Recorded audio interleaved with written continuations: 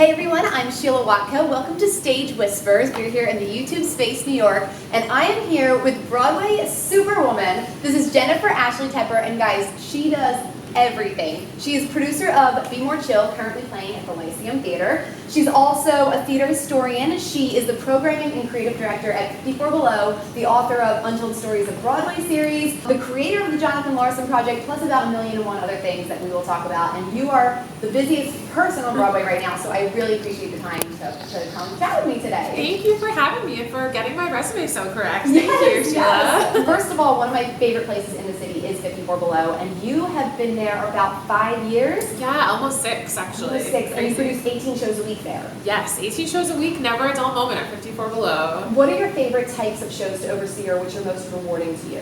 One of my favorite things about the venue is I really get to capitalize on like my love of classic musical theater and of like new musical theater. So it's such a great combination of getting to book people who I've loved since I was a kid listening to cast recordings, and then getting to bring up these like next emerging writers and performers who are part of like our generation of artists. So it's really honestly the versatility and the variety of it that I love so much. Let's talk a little bit about the Jonathan Larsen project, because this was at 54 Below, and this was kind of your baby. You researched this for years. How long did you work on this? I feel like I prepared to do it my whole life. It was honestly about 5 years. So I always have been obsessed with Jonathan Larsen's work and grew up loving Rent, loving Tick, Tick, Boom. And I did a concert a number of years ago that was like a miniature concert of 5 songs in the lobby at City Center before they did Tick, Tick, Boom at Encores. And that was like unheard Jonathan Larsen work. So it kind of planted some seeds to do a full evening that would be kind of like his unheard and undiscovered songs. And I spent about 5 years researching it at the Library of Congress and the New York Public Library, and talking to his family and friends, and then put together kind of like the song cycle that he never got to create of his like new musical theater concert type work. So yeah, it was an unbelievable experience, and we did it this fall for 12 performances and recorded an album. So the album's out now. The album is out now. You can listen on Spotify, Apple Music, yeah, anywhere. Thanks to the amazing Ghostlight Records, we have this album that dropped digitally recently, but actually there's going to be an amazing old school like full CD booklet that comes out in June, and the CD booklet has like archival material, full lyrics, like a liner note by me, a liner note by Joe Iconis, Larsen Award winner, tie-in, and it just has like tons of photos and really cool stuff in it. So yeah, the whole project has been a really cool combination of theater history, which I love, and then also like making this new thing with the greatest performers and musicians and creatives of our generation, kind of like diving into this work that Jonathan left behind that no one knew about. I read that you were at the DC Library of Congress and you found hours worth of tapes of his music. What was it like to be sitting there listening to these songs that most people have never heard and didn't know that they ever would get a chance to hear? It's such an interesting thing. I feel like so much of what I do like feeds each other, and the fact that like all the work that I do with Joe Iconis, who is writing these shows that I care so much about now, taught me how to listen to Jonathan Larsen's work and how to go through those demos and those recordings of workshops of shows that never got produced, and really like look at everything and say, okay, like how do we piece this together into something new? And obviously there's hundreds of hours of tapes, which like I so recommend if you go to DC, just like spend a day there and you can listen to the Larsen collection, but also lots of cool things. I listened to everything. I went through so many things, and there's tons of like mixtapes he made, and like him playing like Billy Joel and Elton John songs on his piano, just like for fun, and obviously his own work. So it was just like really getting a sense of him as a person and as an artist, and going through it to discover like what's going to give audiences the best idea of what he did that we don't know in about 17 songs, taking things from different projects and different styles of music he was writing in. Obviously there's so much more material than what we did. Some of the songs I was listening, I'm specifically thinking of White Male World. He wrote these in the 80s, but that could have been written last week. Totally. He was such a visionary for his time, but almost also a visionary for 30 years later. Iron Mike, are still so relevant. What is your favorite song on the album? That's a great question. I don't even know if I can answer it, but I have been thinking a lot about how Piano is not finished. And that was when I heard Green Street, I knew it was our opening number, and when I heard Piano, I knew it was the closing number. And he wrote both of those around 1983, and neither of them had ever been like recorded or publicly performed. And I remember I worked for Michael Greif, the director of the original Rent, when I was about 22 years old, and spent some time with him, assisting him, and he talked to me a lot about how Rent was not finished, and how in moving on without about Jonathan and like sharing his legacy, about how important it was that certain parts of the show that they could have maybe worked on without him kind of stayed true to what it was when he sadly passed. And that stuck with me in doing something like, you know, piano, where there's part of the song where Chris Rodriguez is singing like da da da as the lyrics, because he wasn't finished with it, and that's part of what we're looking at, is like this work that maybe he would have gone back and explored. And at the same time, you're like,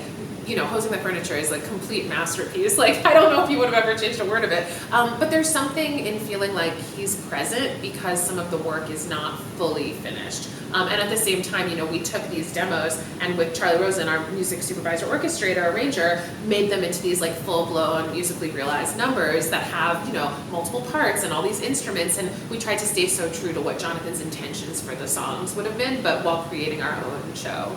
And you work closely with his family and friends as well. What do they think of the finished product? His family's been phenomenal. Like, the Larsen family is so fantastic at like carrying on his legacy in so many ways, and they've been so supportive of the project. And between talking to them and also to a lot of his close friends, it's just, I've gotten such a better idea of him as a person. And so many of his close friends say that after Rent, the next show he wrote would have been like super political. You know, it would have been about presidential politics, or, you know, it would have been that. And after listening to all this work and, you know, the stuff we discovered, like White Male World and Iron Mike, like, it's very clear that was true. You know, he was so political, and he was really like shouting loudly about these things he believed in, having to do with like political, everything going on in the world, from the environment to like, you know, women's rights, literally everything. So that's been an interesting part of getting to know them, because, you know, a friend of Jonathan's would tell me a story, and that would somehow inform how we looked at a song of his. Or, you know, I would read a diary entry that Jonathan wrote, and it wouldn't directly have to do with the Larsen project, but it somehow would like form fabric that let us create something that felt really true to Jonathan's spirit. I was surprised to learn that Jonathan had written songs that he wanted to be pop songs on the radio. And Out of My Dreams, that's one of my favorites on the album. Yeah. What was something that you were surprised to learn throughout this whole process of researching? You know, one of the things I was really surprised about was, you know, he wrote songs when he was in college for cabarets at Adelphi, and those were more, you know, the combining of pop and musical theater that we came to know him for later in like Rent and Tick Tick Boom.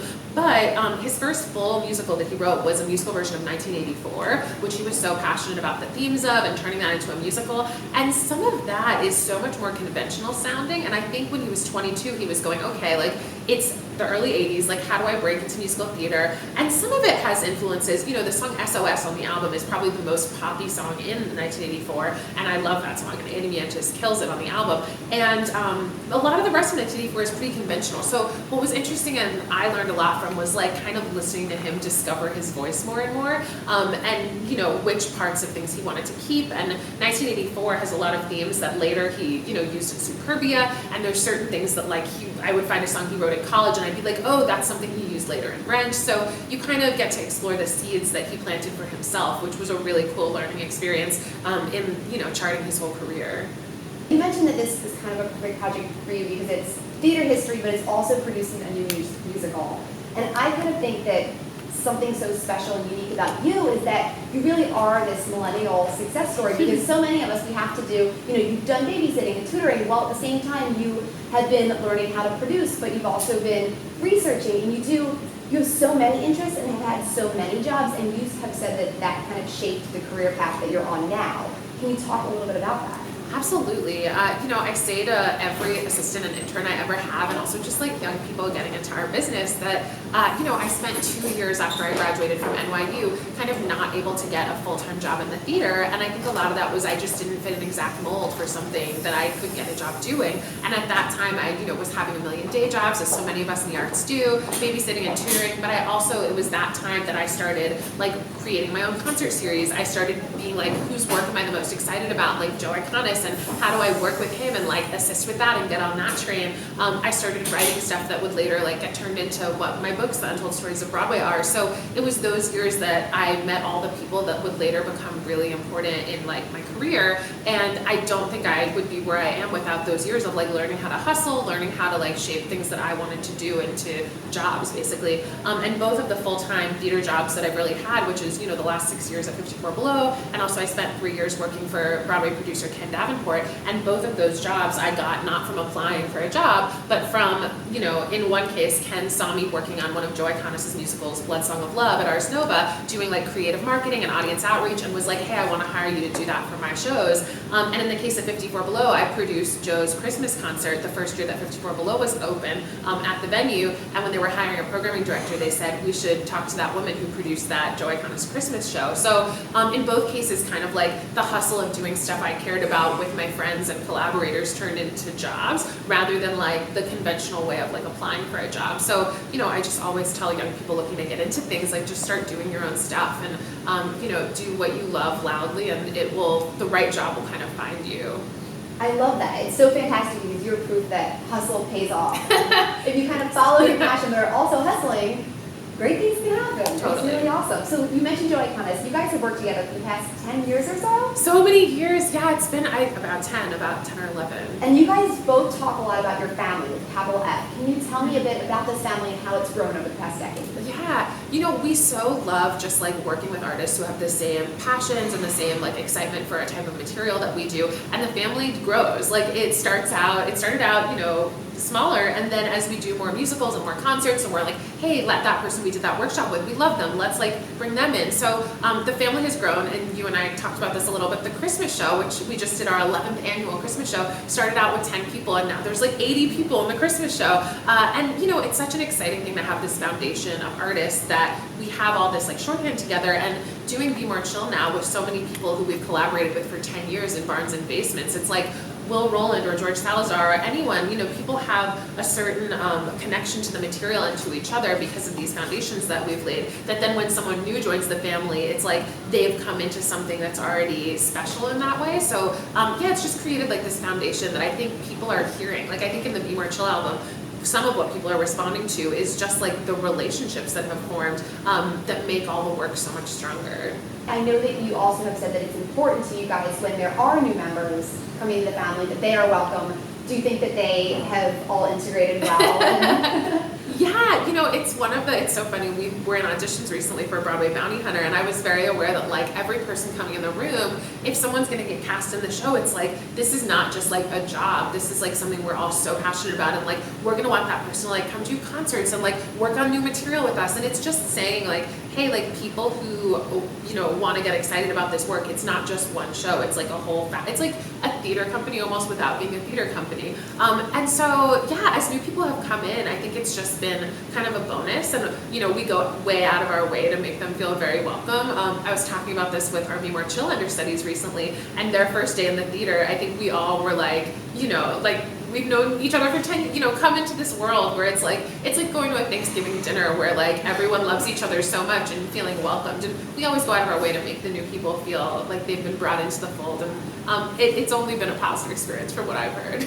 Really, when you see either the Broadway show or the Christmas show or Joey Kind of Family, you can tell that you guys really do love each other and care about each other, and it's so nice to watch, and I think that it makes for such a special viewing experience. Yeah. You mentioned the Christmas show. I do want to talk about this Christmas show because if you have not seen the Joey Conis Christmas Extravaganza, it is the most insane thing I've ever seen, and one of the best, most unique, most fun experiences I've had during a show. There were over 50 people the night I saw it. It was over 3 hours long. Can you please tell me what it's like to produce that show? It's crazy. It's it's our favorite thing where we kind of gather, and every year, no matter what, like we do this Christmas show where some people play like classic Christmas characters turned on their heads, some people play themselves, some people play characters that have nothing to do with Christmas that come into the world, and it's mostly like Christmas music turned on its head as well. Like there's some Joe Iconis songs, but it really comes from Joe's love of like Pee Wee Herman specials and like kind of TV specials where different celebrities would pop up and different characters would be unexpectedly interacting, and every year it just kind of grows the way that the family grows, and it's just, it's like nothing else. It's very fun and it's very crazy, and I'm trying to think of how to even explain it to someone who wouldn't have seen it. It's almost impossible. You just kind of have to see it. You have to see it. I was like, oh great, a nice hour-long Christmas Carol show. No, it's the best. Just see it, you'll understand. Do you have any memories in particular, like an extra special memory from producing that show over the years? Yeah, so many. It truly is what's bonded so many of us is the Christmas show because, as I said, it's like, there's years where there's been a lot of like musicals and concerts and we're all working together, and then there's been years where like a lot of the family has been like out of town or working on something else, and we all truly like, it's like a Christmas family reunion. It's like we come together to do this thing. There was one, I don't know why this is popping into my head, but we filmed this video, I think for Broadway.com a number of years ago, where George Salazar and Nick Blameyer and Harrison Chad and a bunch of people just started doing like improv on like the topic of Joe Iconis Christmas, and to this day I'm like, did we capture that on video? There's just so many little memories that pop out. Oh no, I thought of a way better one because I didn't have any good details on that one. So one of my favorite Joe Iconis Christmas memories is one year there was actually a fire at 54 Below, which was totally taken care of. It was completely fine. I think somebody dropped like a lit cigarette on the street into a vent that like caused a fire, but essentially Joe Iconis Christmas was happening and they were like, there is a fire in the bathroom, Joe Iconis Christmas has to end. And this was a weird year where Jason Sweet Tooth Williams, who's in Be More Chill, he's played Santa every year, but one year he was in Once Upon a Mattress off Broadway. So the exciting fun thing was that George Salazar was playing Santa for some of the performances, and George Salazar was so excited to sing the goodbye song because the character of Santa gets to sing Joe Iconis' The Goodbye Song. And I had to be like, hey, there's a fire, so we have to like end this show right now. So George can't sing the goodbye song, even though like it's his dream, the videographer's here to capture it, 150 people are waiting for him to sing it. I haven't cried that much at work. Other than that, I was so devastated and I felt so bad and disappointed. And like, I just remember sobbing as like people were being cleared out because there was like a potential fire danger, and sobbing and being like, George will never get to sing the goodbye song and it's all ruined. And then, when George and Joe did two-player game and the goodbye song was in it, and they performed like a 15, performance run of that show, and they made it into an album. So now George got to sing the goodbye song a lot, and it's recorded on an album. And I was like, okay, we knew this would come full circle, and it wouldn't end in me sobbing while people were being cleared out of a fire because you didn't get to sing the song. Because now it's like, it's on record, thank God. So you mentioned full circle with George finally getting to sing the goodbye song, and I feel like a lot of the research that I found on you have a lot of interesting full circle stories. Yeah. I read a great story that I guess about 10 years ago, you called Broadway in the Park to try to get a spot for Joe Iconis and family. They said yes. You guys dragged a keyboard down the street in the summer heat, and now, just last week, you kicked off the 10th year of doing that show together. So what does that feel like? And it's become such a Broadway tradition, so to be part of that and still be working on that together. Totally.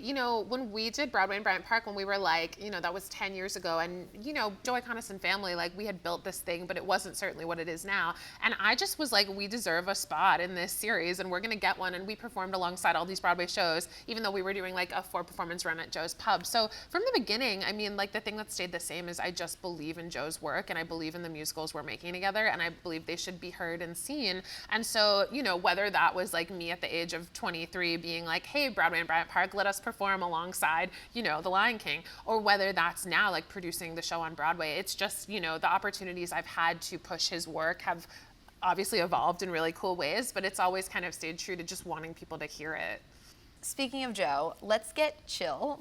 You like that? Let's get chill. Let's get chill. So Love it. You started out with kind of a special thanks to role in the original, is it a regional run when it was at Two River in Red Bank? Yeah, totally. And that's kind of what I say is like, I didn't have an official role at Two River. It was just, for all of our shows, there are so many of us who are members of the family who are just around. And it's like, sometimes someone would like, rehearse this part during a workshop or like make up this vocal harmony or just be around to give, notes and feedback and support, which is kind of where I was at for Two Rivers, Be More Chill. But it's just, that's kind of what the family is. It's like, even if you're not officially involved in a show, like I feel like so many of our family members who aren't actually in Be More Chill are part of it in various ways that they've supported it. And how has the evolution been since you were a special thanks to, and now you are the producer of the Broadway run of Be More Chill, the little show that could? So it's been crazy.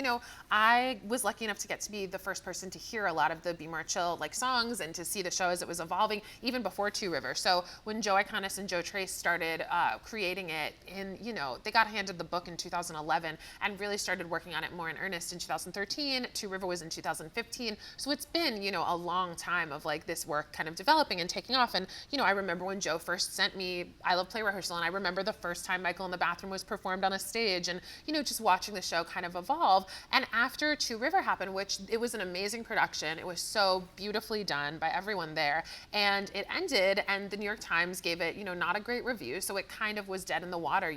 That sort of killed its chances of moving to New York.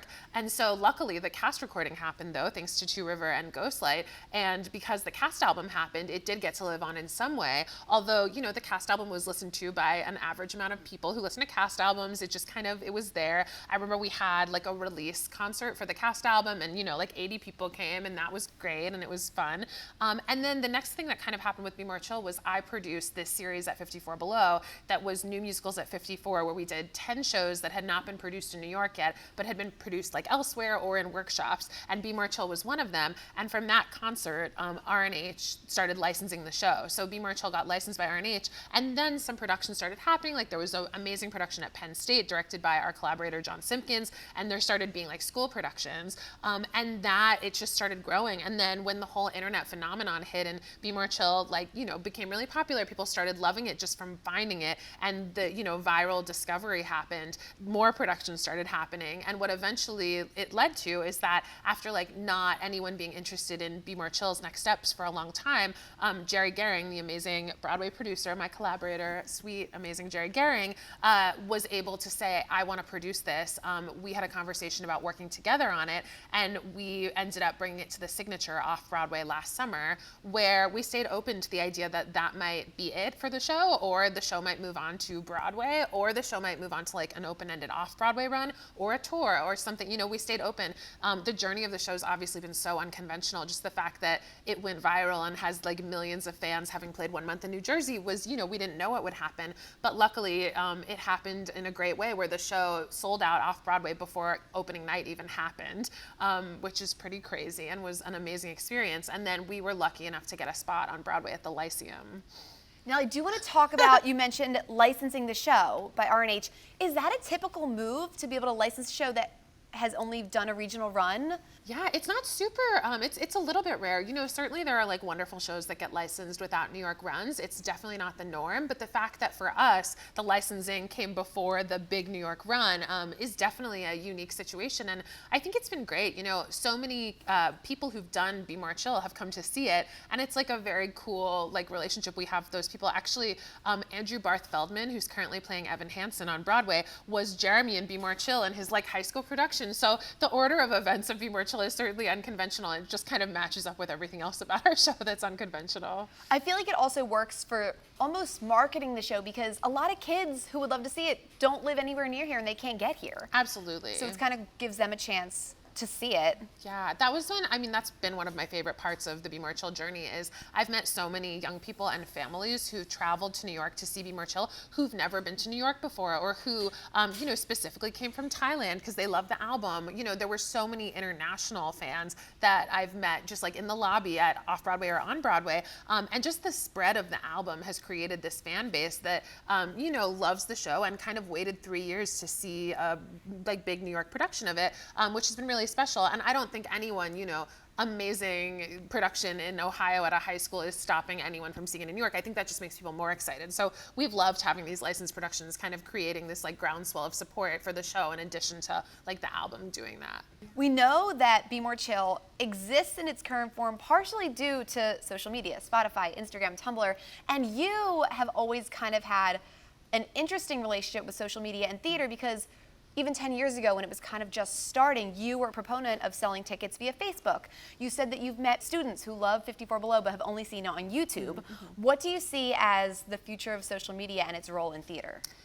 It's changed so much just in the last 10 years that I've been working in theater. It's so nuts to me that when I first started working on Broadway shows, people were like, well, social media won't sell a ticket, but I guess we'll make a Facebook page. And now it's oh, how can we strategize about the fans that are on Instagram, and what makes those fans convert to ticket buyers in a way that, Spotify is different. So the ways that different forms, different internet platforms and different forms of social media have started to translate in a huge way to theater ticket sales has been a fascinating thing to be around for. And, our social media team on Be More Chill and on Broadway Bounty Hunter, which I'm about to produce, Marathon, they're phenomenal. And they're so great at integrating with the rest of, the marketing and advertising and press teams to really say, how do we use social media to continue what people are organically loving about this thing, and to give them more content and to like nurture the fandom while also, you know, of course, keeping an eye on like how does this convert to ticket sales and more success for the show. And it's always such a balance. But what people want on social media is something that's like authentic. And so much of what was interesting about Be More Chill was like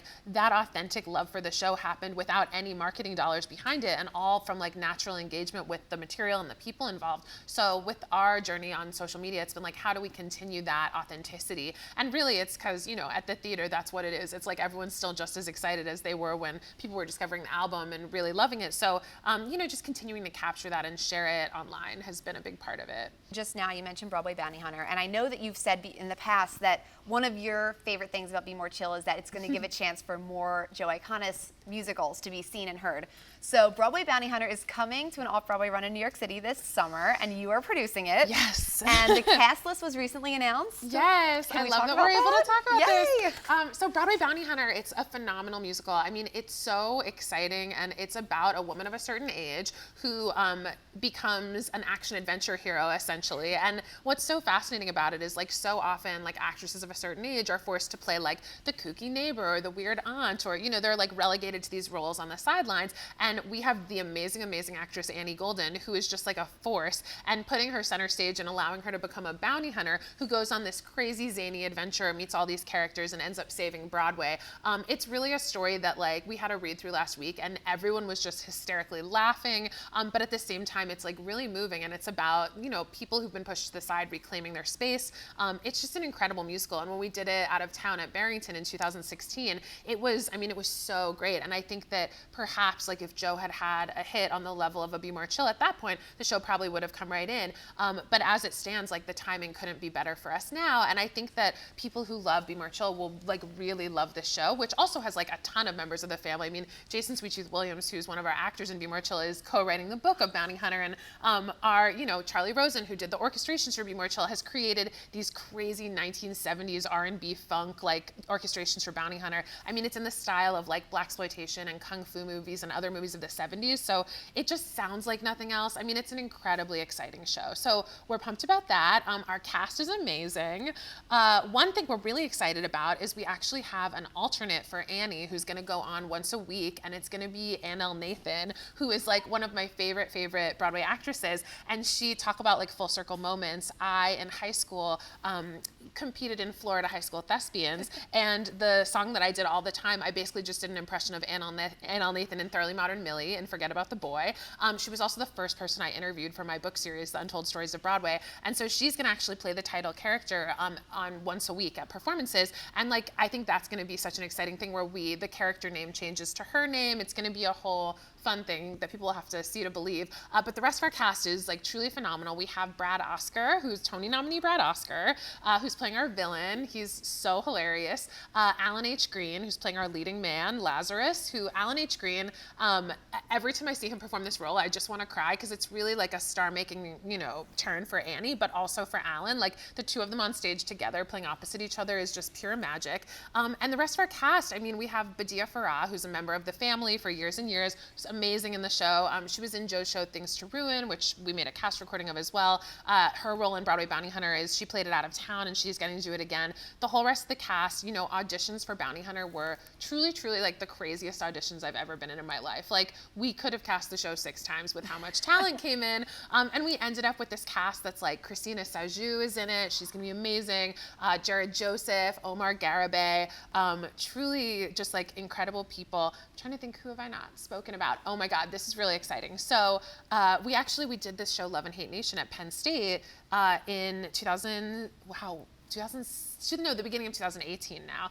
And one of the actors, the student actors who was in that is Talia Suskauer, who's one of our Be More Chill swings and who is phenomenal. And when we were auditioning for Bounty Hunter, another student who we did Love and Hate Nation with at Penn State named Jasmine Forsberg came in, and she was phenomenal. And we kind of went like, what are the odds that we're going to cast, like, you know, this student who, she's still a current student at school, and, she blew us away. And we called her back being like, obviously we're calling back people with, you know, slightly more experience, Broadway credits, but like this girl is amazing. And even people in the room who hadn't worked with her before were like, she's phenomenal. And we ended up casting her. So now we have our 2 women from Penn State who we did Love and Hate Nation with, who are now doing these 2 Joe Iconis musicals in New York, which is amazing.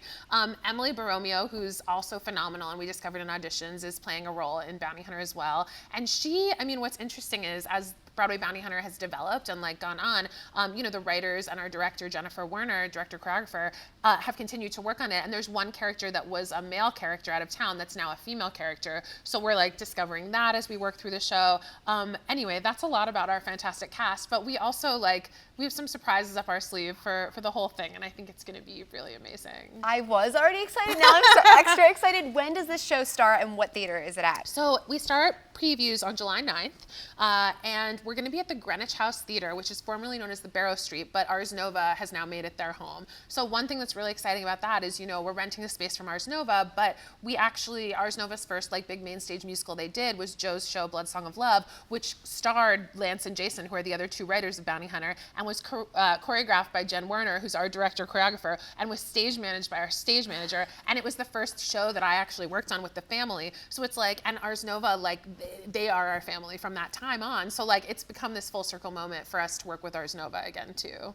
That's so exciting. Yeah. Oh my God, you guys must just be so excited. You have so many exciting things up your sleeve. And I read that the unauthorized Hunter S. Thompson musical is getting developed for La Jolla Playhouse. Yeah. So one thing that's crazy about that is that when Joe first sent me More Than Survive from Be More Chill, he also, which was years ago, the opening of Be More Chill was sent to me years ago in its first form, which it hasn't actually changed that much, which is nuts. But at the same time, and he was like, and here's a song that I'm working on for that Hunter S. Thompson musical that I'm developing. So the Hunter S. Thompson musical has actually been in development for just as long as Be More Chill, which has been many years of developing it with La Jolla. But it does look like it's really starting to push forward, and we might see it very soon. And the Hunter S. Thompson musical, which is unbelievable, it's so good, is what Brown Buffalo and Kaboom, which George sings on Two Player Game, that's what those are both from. I also heard all the Joe Iconis updates that Be More Chill may get a movie adaptation. Yeah. Is that going to be the type where they just bring a Fandango event where they bring the camera to the theater, or will it be a whole new screenplay? No, this is it's a major motion picture that, I think that when that happened, it was so exciting and it was announced. But now I think, they're waiting a little bit to start really moving forward with it. But no, that's going to be a full motion picture. We're very excited about it. That is so exciting. And I am a Be More Chill fangirl myself, and I love the message of the show, and a big part of that is kind of being true to yourself and accepting yourself and just kind of being real. And Be More Chill, we talked about their social media presence, but I love your social media presence because you are this Wonder Woman of Broadway. You're doing a million things. You're a real theater professional, but you also are very real online, and you'll post a funny throwback, or yesterday you were doing shout outs to obscure theater soundtracks. How important is it for you to be accessible and relatable and still be a professional? Totally. I think that it is super important to be accessible and relatable. And I just, really try to be myself in all moments. And it's I think that professionalism can go along with a lot of things. And it's it doesn't always have to mean that you're in a power suit. Being professional means doing a good job at your work. And sometimes that can be geeking out over obscure cast recordings.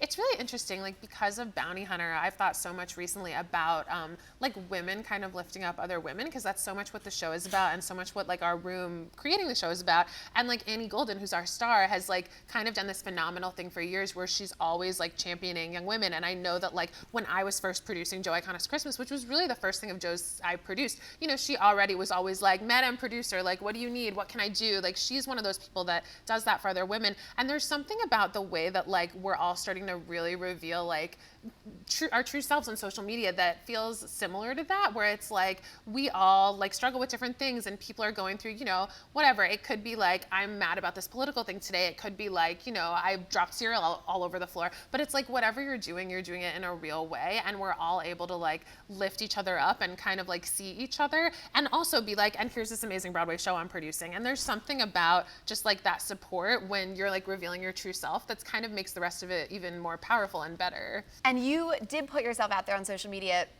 as part of the show that blew up because of social media, do you get recognized a lot these days? I get recognized more often than I used to, and it's crazy, and it's always awesome. Like, I love connecting with our Be More Chill fans who want to talk about the show, and especially, Be More Chill fans who I get to talk to about like life in the theater, not being a performer. Because I think when you grow up and you're obsessed with theater, you just kind of know that you can perform. So some of my favorite kind of like getting recognized moments are young fans of Be More Chill going like, "Oh, you're a theater historian? Like, what is that?" Or, "Tell me about being a producer of this show." So the visibility has been nice because I've gotten to talk to kids a lot about like non-performance careers, and that's been cool. And also just to like geek out together. Like, there was this group of really awesome fans of Be More Chill who came up to me at this Sheen Center event that we had last week, and they were talking about like the Jonathan Larsen project and Broadway Bounty Hunter and 54 Below. And I just was like, oh, like these young people care so much and they're so smart and they love Be More Chill. So they've been like checking out the other stuff too, which is exactly what I did when I was like, I love Last 5 Years, so teach me about Songs for New World and what other Jason Robert Brown musicals are there.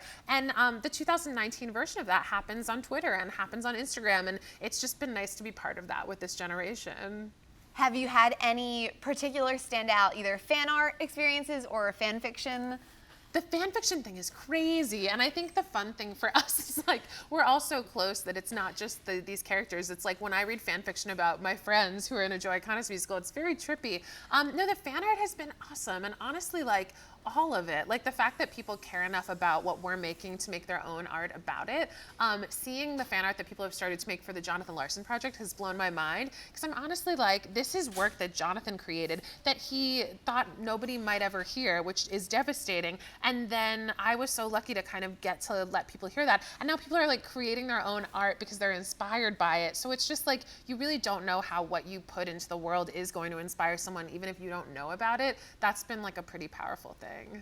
Now, you mentioned being a theater historian, and you are the author of The Untold Stories of Broadway, and I have to ask a very self-indulgent question because I love ghost stories, and you said that some of these theaters are haunted. What is your favorite Broadway ghost story? There's actually a lot, and a lot of the ghost stories are about like the Belasco or the New Amsterdam. There are certain theaters that are more haunted than others, but at the Belasco, it's said to be haunted by this woman in a blue dress, and if you don't put a character in a blue dress in your production, that ghost will haunt you. And my favorite thing about this is that so many productions really believe this, and like professional Broadway folks put an actress in a blue dress in their show so that they won't get haunted, which is like theater people are very superstitious. But I've heard from multiple people about this ghost, and that's been a really cool thing about the books too, is like Ghost and Otherwise, you kind of get to see these similarities between stories stack up, and someone will be talking about a dressing room in a theater from like 1970, and then someone will be talking about that dressing room from 2 years ago, and it's like the same weird thing about that dressing room because we all occupy these physical spaces together.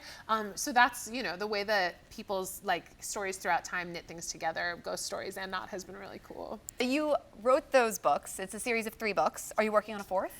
There will be 6 books at some point, because there's 41 Broadway theaters. So each book has 7 Broadway theaters, and then it has 1 lost theater. So eventually, hopefully, there'll be 6. But I was like kind of in the middle of the 4th book and really like in the process of it when things started moving forward for Be More Chill to come off Broadway. So at the moment, it's on pause, but I will definitely finish it at some point. And what's really cool is like I've interviewed about 300 theater professionals at this point, and I have all of their stories about the theaters I haven't gotten to yet, like in files on my computer. So I have, just these incredible stories from people that they, might have forgotten about from years ago, but that are like kind of a treasure trove of like, an actor talking about a certain Broadway theater that they haven't performed in yet and they want to, and now they have performed in that theater, but I have the story of them talking about wanting to. So things like that I think when they come out will be another full circle moment.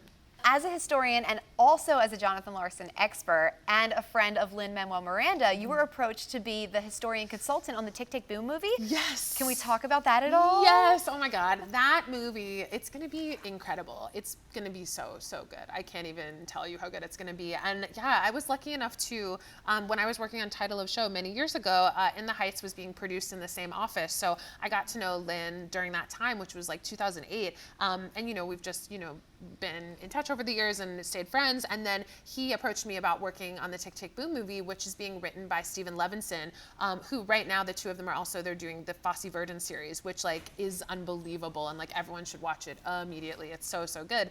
But their work on the Tick, Tick, Boom film with Imagine, who's creating the movie, I can't even talk. It's going to be so good. Every time I read a draft of it or we're working on it in some capacity, I'm like, this is exactly what the Tick, Tick, Boom movie always should be and wants to be. Is there any sort of release date in the works? I know it is in the works, but it's not announced quite yet. Okay, we gotta wait for that one. When it happens, it'll be amazing. I'm so excited for it. Yeah. Now, I watched your TED Talk. It was Broadway as the intersection of architecture and art. Yeah, like real estate and art. Real estate and art. Architecture too. Real estate and art. It was fascinating, and you are such an engaging and fun to listen to speaker. I would totally have signed up for a college class on theater history by Professor Tepper. Is that something you've ever thought about? Totally. I think there is something that's like, this stuff is fun. And it's like when I geek out with people about like lost Broadway theaters and the fact that like there's a hidden theater on 42nd Street that's still like, got the remnants of like the proscenium and the audience. And I was just in there. It's called the Times Square Theater. It's right on 42nd Street. It's the last like lost theater that's still intact and hasn't been renovated. But anyway, like topics like that, I just start geeking out about. And I'm like, this is educational, but people think of educational as cut and dried in a way that it doesn't have to be. And it is like super exciting. And yeah, I would love to at some point like teach a class on like Broadway flops of the 70s or like lost Broadway theaters of New York City, and really like teach people that it is so fun. Because I think this generation of like theater nerds kind of does get that, and the internet has created this amazing tool where we all get to like geek out over stuff even if we don't have access to like a library necessarily. So I think that that's one way that like the internet has helped like cultivate the theater nerdery that I love. Yeah, I almost wish that I was in high school during social media because I could have gone on Spotify and listened to these. Instead, I have to go to, Barnes & Noble and search through the musicals. Do they have this obscure cast recording that I want? No. Totally. Does Amazon have it? Oh my gosh, my mom, who was always like so supportive of my love of theater, I used to, for every like Hanukkah, I would get like 8 cast recordings or bootlegs. And my mom and I were reminiscing recently about like, she would go on these, I'd be like, Mom, I want to know about this flop that closed after 10 performances on Broadway in 1983. And she would like find a random site where some random person was selling like a DVD of this bootleg, and that's totally illegal. And at the time in Florida, like I was a teenager, like I didn't know like that's what I wanted for Hanukkah. And now like of course like young people will go on YouTube and find it in a second, but I kind of like that we had to work for it and make our mothers illegal bootleggers, I guess. Does your mom love theater? Did you grow up in a theater family? Yeah, my whole family is in like medicine, but I mean for the majority of my family's medicine. My dad's a doctor, my mom's an occupational therapist, but they loved theater and definitely were super supportive of like taking me to shows and like helping me become a theater professional. Are there any new musicals that you are particularly excited about, either for some sort of regional or off-Broadway run or at 54 Below, that you are excited for us to know about very soon? Totally. Well, I love that we get to do new work at 54 all the time. So absolutely, like keep an eye on the calendar, and we get to do so much great new stuff that premieres on our stage in a cabaret way and then goes on to production. So that's awesome. A show that I'm super excited about this spring is A Strange Loop at Playwrights Horizons, which was written by Michael R. Jackson, who's just an amazing musical theater writer who I've been obsessed with for so long, and it's like his first big production in New York of this caliber. The show is like nothing you've ever seen. It's the story of like a gay black musical theater writer who is dealing with like having grown up in a religious household and what his life in New York is like as a writer, as like a queer man, and he like ushers at the Lion King, and it's just like all of these things about his life. And it's a concept musical where like 9 actors who are also like black men play all of the roles from women, all ages, all genders, all of it. And I love this show so much, and I'm not working on it in any capacity. I just purely love it, that I honestly feel like every time I start talking about it, I do a terrible job of pitching it. I go off and I can't get over how much I love it. I can't figure out how to explain it to people. You just have to see it. And the cast that they have is like phenomenal. The show has like so many influences that are like musical theater influences and pop influences. And Michael R. Jackson, who wrote it, again, like he's just started to win all of the awards, as he should, all the musical theater writer awards. He's just like the person to watch. Like he is creating, like the work is so real. Like you watch it and you're kind of like, this is telling it like it is in a way that like musical theater often doesn't get to do, because it either goes through too much development or like too many people. It's truly like raw and real and there. And the fact that it's happening at Playwrights Horizons is like an amazing miracle. It's going to be amazing. Now, not that you need anything else on your plate, but is there anything else that you have coming up that you're particularly excited to start working on? Yeah, you know, right now my life is so much like Broadway Bounty Hunter this summer and All Things Be More Chill and All Things 54 Below. But again, like the amazing thing about Be More Chill is it's allowed us to kick open the door for all of these other Joe Iconis musicals. So I think we'll be seeing some things with other shows in the next year. And I also, you know, I think there hopefully will be a future life for the Jonathan Larsen project in some way, whether it's licensing it or doing it maybe again in some capacity. Yeah, like I'm super excited for seeing what that is. And then, you know, who knows what else is to come. Well, I'm so excited to see what else is to come. Thank you so much for joining me. You should go see Be More Chill playing at the Lyceum. Also, Joe Iconis and Family. Yes. When does this run through? We run through the end of May, so come see us at Feinstein's 54 Below. And if you've never been to 54 Below, it is a New York experience. It's so much fun. I love it there, and every show you work on is amazing. Thank you for having me. Thank you. This has so been wonderful. so wonderful. This has been Thank awesome. you. Thank you for joining me, and thank you guys for watching Stage Whispers. See you next time. Sheila, Watko.